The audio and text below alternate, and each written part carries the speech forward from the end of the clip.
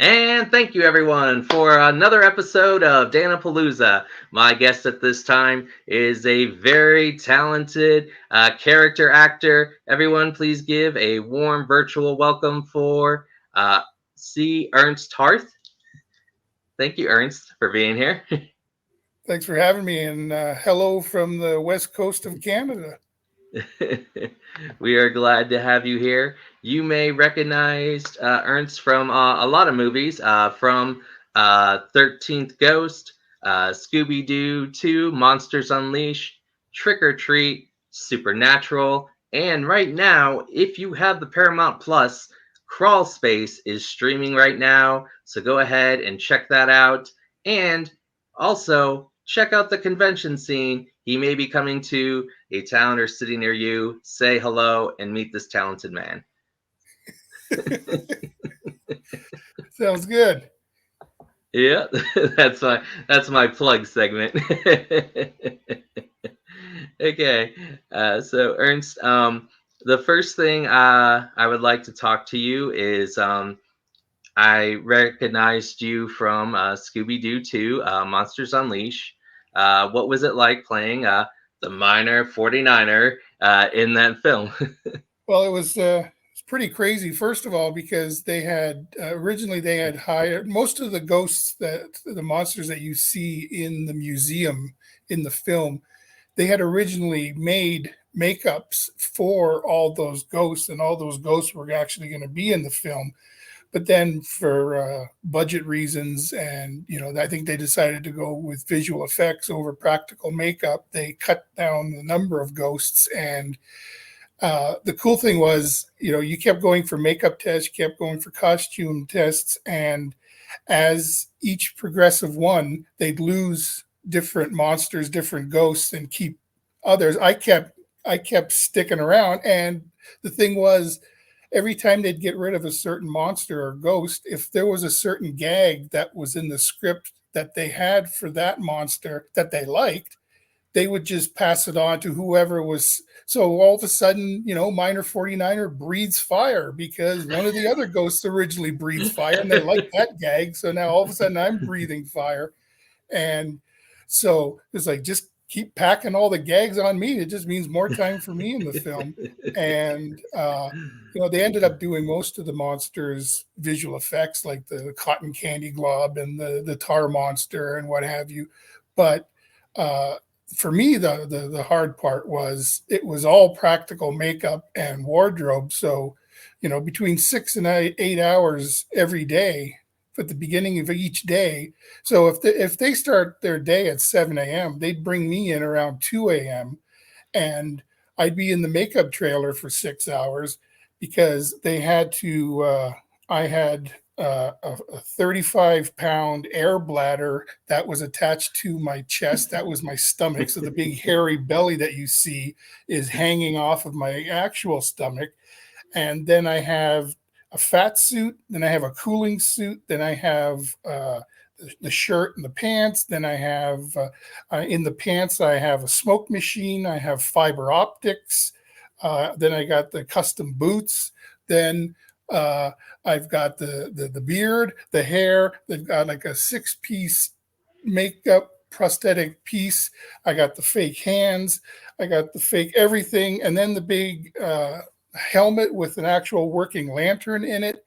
And it was funny, when my wife was on set, she would always comment that I was entirely minor 49er, except there was a little pinprick in the center of each contact lens. And she would stare into there, and that she'd say, "That's all that's left of my husband. That's all I can see of you. Everything else is minor 49er." So we've got some fun pictures of her on set with me, and we're kissing, and it's basically minor 49er looks like he's swallowing her. It was a fun No. experience. It was a long one. From my first day of makeup tests to the last day on set was like 7 months. So, Oh wow. now that's not every day, but scattered over 7 months of work, and that was a big, heavy costume. And the way they had me standing, I was like squatting, so it was like it wasn't the most comfortable position. And sometimes when you're playing around at the beginning of a film, you're like, oh, this would be cool if I stand like this. You lose sight of the fact sometimes that okay, you're going to be standing like this for 12 hours a day and having to run and do all these things. So, but in the end, the funny part was that leading up to that film, I had lost 200 pounds. And the first film I got after losing all my weight was Minor 49er, and they had to build a fat suit for me. So it was like, it's like you can't win. No. But my wife was truthful when she said, at least you can take it off every night. You know, you don't have to take it home with you. And losing 200 pounds was a big advantage. And I don't think I would have been able to do Minor 49er with that extra 200 pounds on me. So I was fortunate that they built me a fat suit. But it was a little, the little bizarre part of it was that people would lose sight of the actor playing Minor 49er on set. Actors, they they just get used to you being Minor 49er, and they lose sight of the fact that there's somebody inside all this makeup and costumes. So, Freddie Prinze Jr. would always come over and he'd like playing with my belly, and it's like, yeah, I'm inside going, hello, there's a human being here. I'm not just Minor 49er. You can actually have a conversation with me. It's just like I'm just a cartoon character, which I'm thankful that they gave me more to do, because if I remember correctly, in the cartoon, Minor 49er was a bit of a. That's about all. I think that's about all he did. So I'm glad I got to do more than just go, which is basically what I did in 13 Ghosts. So uh, so can you tell us about because you did the voice as well, is that correct? yeah, they had us. Now I don't know if the voice that they used was either. It sounds like the voice I did on set, but you never know, because sometimes they use your voice as the guide track and then they hire someone to talk over what you said. But I was like, I'll get you, you vermins. Minor 49er. So, it's like I'm pretty certain they kept the voice that I used on set.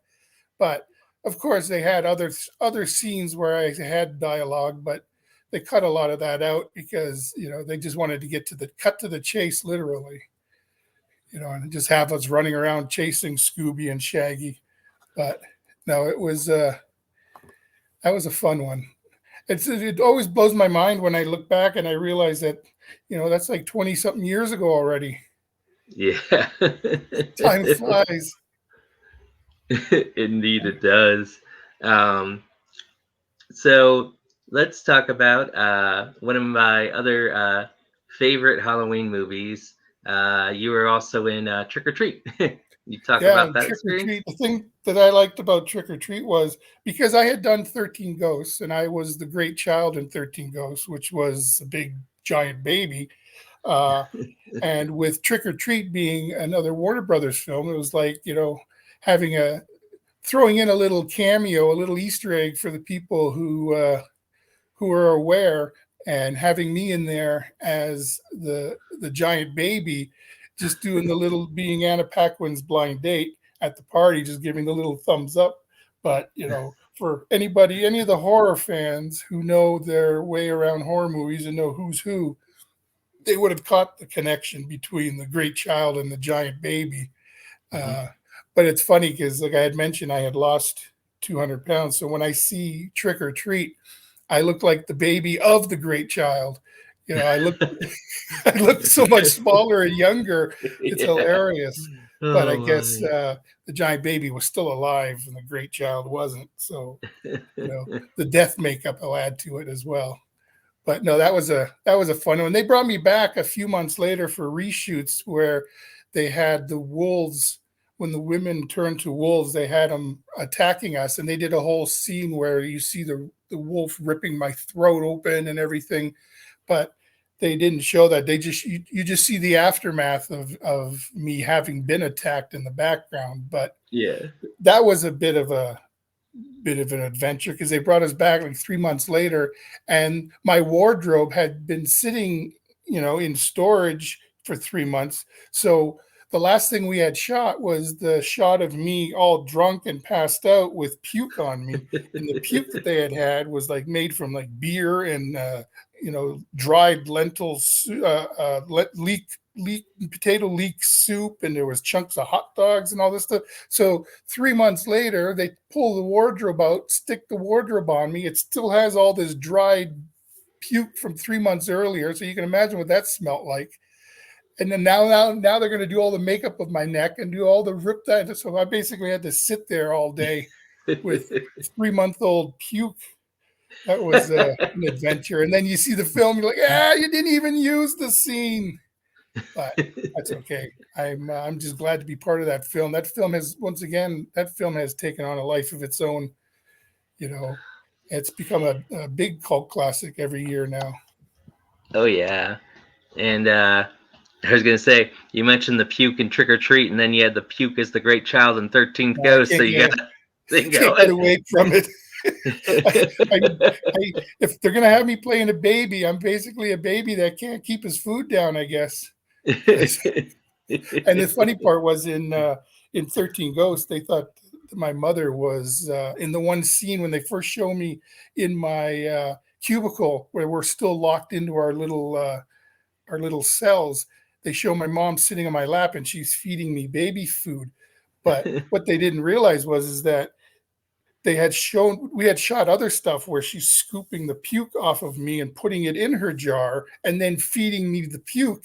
So so when you see so when you it. see me in the movie being fed baby food, I'm actually being fed puke that I had already puked up. So can't get away from it. But yeah, it was fun because on 13 Ghosts, it was Matthew Lillard, got to work with him, and then got to work with him again on Yeah, Scooby Doo 2. Scooby-Doo. So it's always fun to run into the same people, especially when they remember you. And they're like, boy, I don't know if you looked better as the minor 49er, if you looked better as because I remember in an article for Fangoria, he had mentioned that he couldn't sit in the lunch tent because he kept getting sick looking up and seeing the giant baby with the puke running down his face, sitting there eating his lunch. Because it's not like I take the makeup off at lunch. No. So that was an adventure. But Oh. yeah, Trick or Treat. The fun part was that entire forest scene around the fire with all the that was all in the studio. None of that was Oh wow. yeah, because it had actually started snowing when we were Oh. shooting that. So, they like shooting up here in Vancouver because the mild weather and because of the rain and everything, it's very moody looking and what have you. And the night before we were supposed to shoot that whole big bonfire party scene, it snowed. So they quickly had to turn the inside of the studio into the forest, and I think they did a pretty good Oh job wow. because you'd never know that was in a building. Movie magic. Yep. Talking about working on a swivel. And those wolves in that movie, what people might not realize is they were recycled. They were uh, the same wolves that were in Underworld, Oh, which okay. had just shot in Vancouver and were the same special effects people. So I think they had just painted them differently, darkened them up. Oh, that's So smart. everything gets reused. Yes, it does.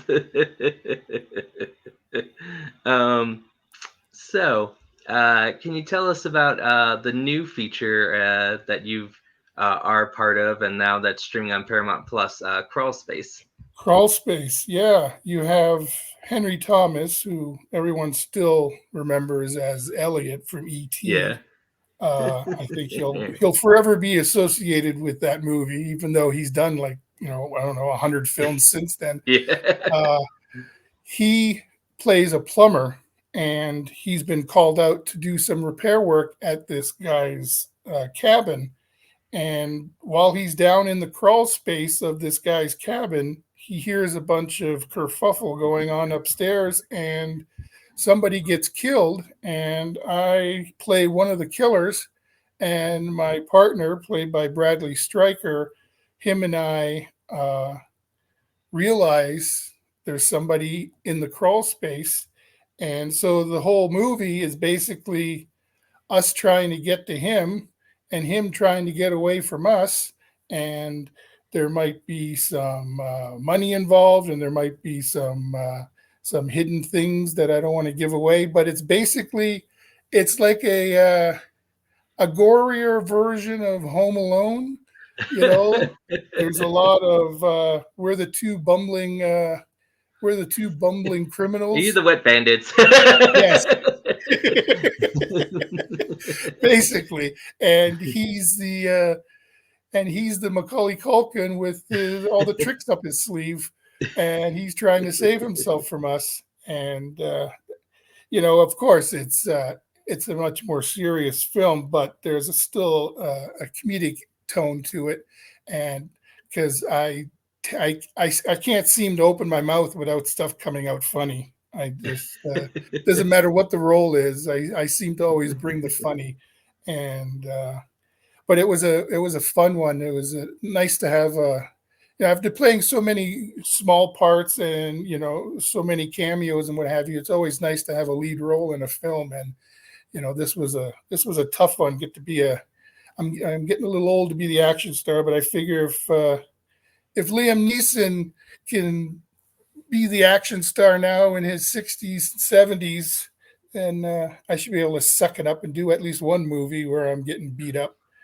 and doing some beating up myself. So yeah, that's a fun one to look out for. And like I said, that's on Paramount Plus, and I think it's also on video on demand for people who don't have Paramount Plus. But it's Paramount released it. It's a fun one, and you have Jennifer Robertson is in it. She plays the sheriff's deputy. She was on Schitt's Creek. She played Okay. Chris Elliott's wife, Mrs. Shit, and Olivia Taylor Dudley, who was on The Magicians. All She's right. in the film, and then a bunch of other actors who are all either trying to get us or trying to get away from us.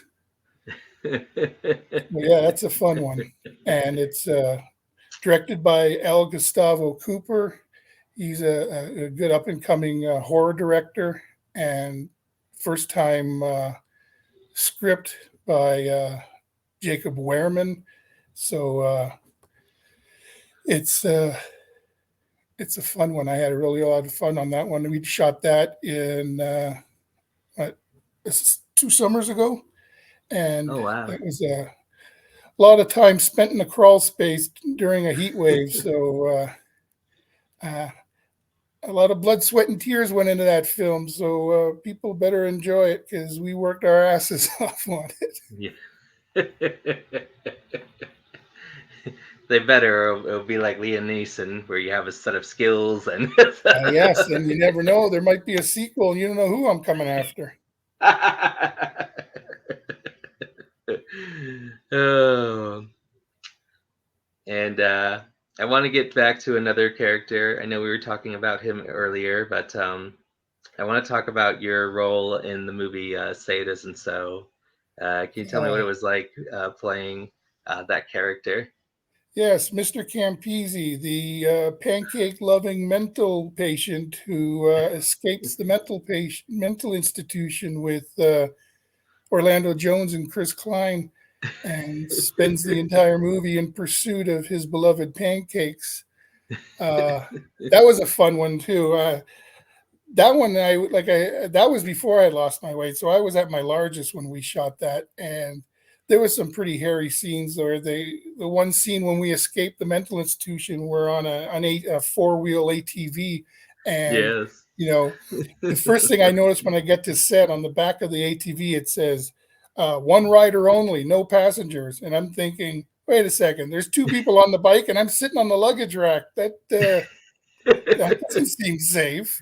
I And know. then uh, we go to start the thing, and because there's so much weight, like I was almost 600 pounds, so I'm sitting on the back of the bike, and Orlando and Chris are sitting on the front, and we go to start the thing and it barely moves. Can't even get Uh-oh. any start on it. So they had to basically take the governor off of the thing, give it full volume, and uh, first take, as soon as he hits the gas, the thing almost does a wheelie and almost lands on top of me.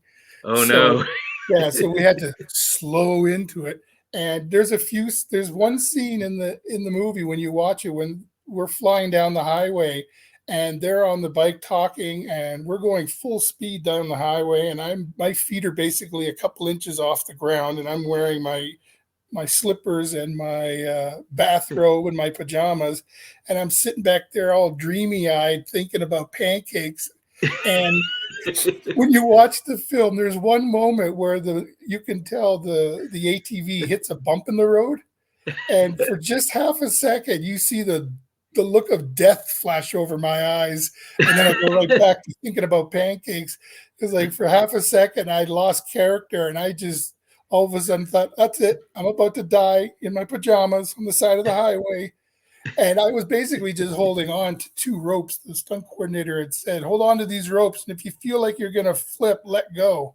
So that was that was my big Oh no. direction. But no, that was a crazy one too. Getting to meet Sally Field and Richard Jenkins and Heather Graham, and so of course I Oh. spent most of my time with Orlando Jones, and then uh, Chris Klein in the cabin at the end when I finally find my pancakes and I get to enjoy my Yeah. pancakes at the end of the movie. And we also shot a scene, it got cut out of the film, but it's hilarious, where Lynn Shay, who plays the Nurse Batista, she, after I'm freaking out and I'm yelling, pancakes, pancakes, she comes in and she is trying to stop me and she pulls out a cattle prod from her pocket and she's poking me with the cattle prod and it's not stopping me and I just keep getting shocked. So finally she jumps on my back and she's riding like a bucking bronco and she's on my back and on my shoulders trying to wrestle me down to the ground while Yeah. she's still going after me with the cattle prod. So if you look on my IMDb page on the photo gallery, there's a picture on there of Nurse Batista up on my shoulders, riding me, trying to get me down to the ground. They wanted to cut out of that and get to the next scene faster, but if they had let it continued on and played the way we shot it, you would have got to see that entire battle between her and I, which was a hoot to shoot. It was nothing like starting a riot by yelling pancakes, Yes. which had nothing to do with the film. That's the thing I love about my character. It added nothing. It didn't have anything to do with the plot, had nothing to do with anything. It was just a guy who liked pancakes and spent the whole movie looking for pancakes. Yeah. You know? Then he finally And finds them. The exactly. great And then at the pancake end, when search. the prop master says, "Okay, we got your pancakes. Do you want them heated? Do you want butter? Do you want syrup? What do you want for them?" And I said, "Just give them to me frozen, straight out of the Lego box, because I'm gonna Lego my egos. I'm just gonna eat them frozen. So when you see me eating the pancakes in the movie, they're just frozen still from the freezer. I didn't want all these warm, mushy pancakes to deal with all day. So Yeah. go for it." And the dog that's sitting next to me in that film, that poor dog just wanted a pancake so bad. Aw. He's just sitting there staring at my Everyone. plate of pancakes. Aw. Fun times. Yes, it was. That's the first time I ever saw you was that movie. And I love the fact that he's in a mental institution and he's got perfectly coiffed sideburns and he's got a perfectly shaved. It's like, who's giving him a razor? I doubt the nurses are styling his hair for him. But And he's so polite too. He just raises his hand and asks. Like everybody else is just, blurting stuff out, but he's so polite and mild mannered. It's just like, does he really need the long hair? And then when you see the pancake thing, you're like, Exactly. But still, everyone else, the one guy's talking about having sex with his dead wife, the other one's about Yeah. killing someone, and all these different things. And I just want pancakes. How bad Yeah. can it be? Yeah, I would watch that movie and like I would listen to Lin Shane be like, "Well, we had him yesterday." I go, "Just give it to him." Like that's all he wants. Even after she says we had him yesterday, I still put up my hand again. Like maybe she changed her mind. Maybe now she'll give me pancakes. If I keep at it, she'll quit. Yeah, I love when I pop my head out of the heating vent in the padded room, Yeah. and are you the pancake guy? It's like anybody, please, somebody must have pancakes. He needs his Yeah. pancakes. Give the big man his pancakes. Exactly. He needs them. uh, all right, let's shift into. I know you were involved in Supernatural. Can you talk about that experience? Yeah, Supernatural. That was the first episode of the third season, the Magnificent Seven, and it was about the when the gates of hell were opened and the seven sins came out, and you had all of the envy and the gluttony and lust and what have you, and I was sloth, and I basically made a family kill themselves by sitting in front of their Oh, TVs and eating themselves to death. oh, And um, when uh, we attacked them in the bar, it was I first get holy water thrown on me, but then later on at the house, it was a fun scene between Jim Beaver and I, and I think he said the famous quote from Animal House about stupid and fat's no way to go through life or whatever. Drunk and stupid and fat is no way to go through okay. life. Before he exercised me, so I was happy that I didn't actually die, that they actually exercised me and got the spirit out of me. And so I had for the next 12 seasons, I had my fingers crossed going, I'm not dead. They can always bring me back. They can always bring Sloth back or some other creature. The host body is alive, but never got to come back again. Once you've made a memorable appearance, it's hard sometimes to come back. I mean, it lucked out for me on Once Upon a Time. I played three different characters on that, so I was fortunate there because most people only get to play, like I said, one character in a show. So, but yeah, the it was nice to be part of the Magnificent Seven. And it was funny, like 10 years later, I'm at a store buying a frozen food store, and I walk in and I go up to the lady at the counter to order some scalloped potatoes and some lasagna to go. And she looks up and she says, Sloth. It, it always blows my mind when it's totally out of context in a totally different space. 10 years later, someone just looks at you and they immediately remember a character you played. It's always so bizarre to me because I don't think I look like any of the characters I played. They're always so otherworldly. I got the big demon eyes and what have you, but she must have either been a super fan or she must have watched the episode the night before. But so like now, just like mentioning Campese, I was walking down the street downtown Vancouver one day, and a city bus stops in the middle of the road, and the bus driver pulls the front door open. He looks at me and goes, "Pancake!" So you never know where. My wife and I went to visit her parents in Sarasota, and we were at the Tampa airport, and the guy's chasing me through the airport, and finally he comes up to me and he says, "Are you the great child?" It's like, how do you even know that? It just blows my mind. It's like I don't have white makeup on. I don't have my head shaved. I don't have a I don't blonde have no top. puke. I'm not a kid with puke, but wow, yes, I am him. And then he completely dumped out all of his luggage, looking for a pen and paper in the middle of the airport, and it's getting me to. And my wife says later, she goes, "Oh, so that's what that was all about." Because I saw him. He followed you to the bathroom. He followed you over to the counter. He was following. I think he was watching you on the plane. So I think Oh, he was looking for his opportune time to approach me. But yeah. you have no idea. It's like people following you through airports, people following you downtown. But yeah, that the sloth thing threw me because I all I had on my mind was scalloped potatoes and lasagna, and she just Yeah. sloth. Yeah, that's the thing. You know, and that's what I joked about before, but it's like, in this business, everybody is famous to somebody. And, Oh yeah. especially when you're a character actor and you've done as many things as I've done, every show that I've been on, I find is somebody's favorite show. And if it's their Oh yeah. favorite show, they know all the characters that have appeared on that show. And if it's a favorite movie of theirs, they know all the characters in them. So it's like I'm constantly being surprised by what people have seen me in and what they remember of me.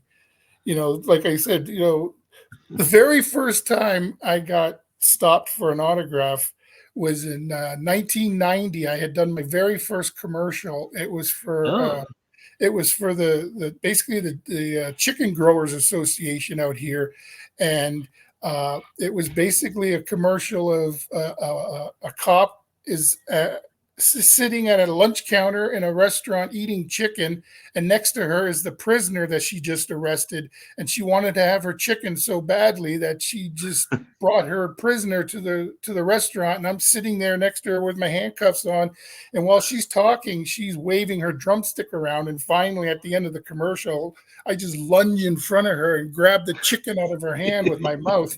And she yells, "Freeze!" And I drop the chicken. It was a very funny little, but that was in 1990. And I ended up having that picture on bus shelters, on the back of buses. It was all over the place. And I was walking down the street one day, and I noticed somebody following me, and I'd go another city block and the guy's still following me. I turn the corner, the guy's following me. I turn another corner, the guy's following me. Finally, I was getting freaked out because it's been like 3, 4 blocks. This guy's been following me. And I said, turned around, I said, "Excuse me, can can I help you?" And he looks at me and he goes, "Whoa, are you the chicken dude?" And I had completely had no, I because it was so out of Oh context. I had no my. idea what he was talking about. He goes, "You're the chicken from the chicken commercial. You're the chicken dude." And that's when I realized, oh yeah, yeah, yeah, yeah, that's me. That's me. He goes, "Oh," and he gives me a business card and he turns it over and a pen and he goes, "Can I get your autograph?" And then, I barely am 20 years old. This is the first thing I've ever done. I know anything about any of this. This was just totally blowing my mind. Oh And he yeah. gives it to me, and I just looked at him, and I wrote, "The chicken dude," and gave it back to him. I didn't know what he wanted. He Yeah. called me the chicken dude. Here, I wrote chicken dude, gave it back to him. Yeah. And but I've had to slowly get used to that, and that's what I'm looking forward to with these horror Convention. conventions coming up this year. As I keep getting people, fans have for years. Fans have been wanting to see The Great Child. They've been wanting to see Yeah. The Giant Baby. All these films that I've done, they've been wanting to see me at these conventions, and finally I've hooked up with a couple agents and started getting my name out there. So I've got my photos printed. I've got my banner. I'm ready to sit there and meet There everybody you and take go. pictures with everybody. I'm all excited to Aw. get out there. So we've got 3 or 4 shows so far booked up, and we've got more coming down the line. So it's gonna be pretty exciting. Get out there and people can see the man behind the bib. All right. Well, that's going to end it for Danapalooza. I'd like to thank my guest, Ernst, for being on the show. Stay tuned. Later tonight, we're going to have cosplayer Marcy and myself will be doing Wayne's World. So stay tuned for that. Everyone, take care and good night.